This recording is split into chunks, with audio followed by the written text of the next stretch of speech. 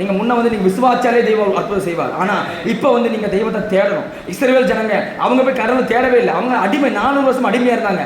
அவங்க அடி உத வாங்கி அப்படி இருந்தாங்க. அவங்க கடவுள் யாருன்னே தெரியாது, யாரு கடவுள்னே தெரியாது. அந்த நேரத்தில் கடவுள் இறங்கி வந்தார். ஹல்லேலூயா, ஆமென். கடவுளே யாரும் தெரியாது. அவங்க முன்னோர்கள் ஆராய்ச்சி கடவுள் பேரே மறந்துட்டாங்க. அந்த சூழ்நிலையிலும் தெய்வமே அவங்க விட்ட பெருமூச்சை கேட்டு இறங்கி வந்தார். ஹல்லேலூயா, இறங்கி வந்து விடுதலை பண்ணி செங்கடலை பிளந்து கொண்டு வந்து விட்டுட்டாரு.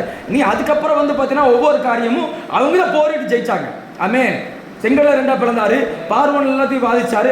இப்பவும் அவர் சைடுன்னு சொல்லி அவங்க விட கிடையாது. தெய்வம் சொன்னார் நீ போராடி சொல்லி. ஹல்லேலூயா, ஆமென். இந்த மத்தியான வேளையில் தேவசனிக்கிற தேவ பிள்ளைகளே, உங்களுக்கு விசுவாசத்தோடு நீங்க போராடணும். ஹல்லேலூயா, நல்லா வசனம் படிக்கணும், நல்லா தெய்வத்தை ஆராதிக்கணும். ஆராதிப்பு மாத்திரமே விடுதலை உண்டாகும். ஹல்லேலூயா, தெய்வத்தை எங்கெங்க ஆராய்ச்சவங்க எல்லாத்துல விடுதலை கிடைச்சிருக்கு. ஹல்லேலூயா, சத்தியத்தின் சத்தியம் உங்களை விடுதலை ஆக்கும். வசனம் படிக்கணும், வசனம் படிக்க விடுதலை உண்டாகும். வசனம் படிக்கும் பிசாசு உங்களுக்கு ஓடி போவான். ஆமென். ஹல்லேலூயா, ஆமென். தெய்வத்தை ஆராதிக்கும் பிசாசு ஓடி போவா. ஆமென். ஓடி போற விடுதலை நடக்கும். ஆமென். ஹல்லேலூயா. நான் ஒரு சாட்சி சொல்றேன்.